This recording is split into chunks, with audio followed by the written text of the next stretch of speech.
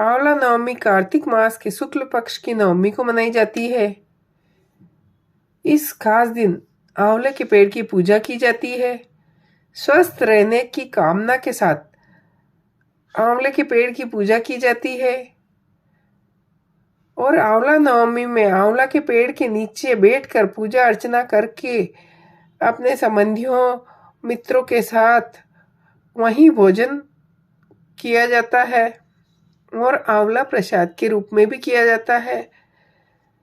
इस दिन व्रत कथा पढ़ने या सुनने से भगवान विष्णु और माता लक्ष्मी अत्यंत प्रसन्न होते हैं। आंवला नवमी को अक्षय नवमी के नाम से भी जाना जाता है। इस दिन किए गए कार्य को शुभ और अटूट माना जाता है। एक बार एक व्यापारी इस दिन ब्राह्मणों को सम्मान करता था और खूब दान देता था। यह सब उसके पुत्रों को पसंद नहीं आया, इसलिए वो पुत्र अपने पिता के साथ युद्ध किए रहते, झगड़े किए रखते थे। रोज रोज के झगड़ों से परेशान होकर कारोबारी घर छोड़कर दूसरे गांव चला गया और उसने वहां रहने के लिए एक दुकान और घर बनाया। दुकान और घर के सामने उसने आंवले का पेड़ लगाया। भगवान बहुत प्रसन्न हुए। उसकी दुकान को बहुत लाभ होने लगा।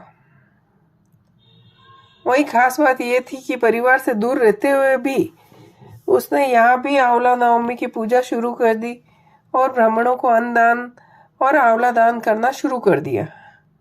वहीं दूसरी ओर बेटों का धंधा पूरी तरह ठप हो गया, तो बेटों को अपनी गलती का एहसास हुआ और वो समझ गए कि हमने अपने पिता के भाग्य से खाया है और हमने बहुत बड़ी गलती कर दी जो पिता से झगड़ा किया।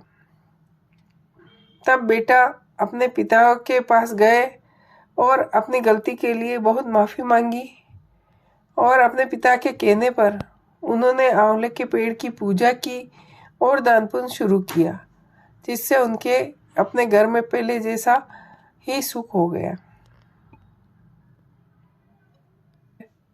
आंवला नवमी कार्तिक मास के शुक्ल पक्ष की नवमी को मनाई जाती है। इस खास दिन आंवले के पेड़ की पूजा की जाती है। स्वस्थ रहने की कामना के साथ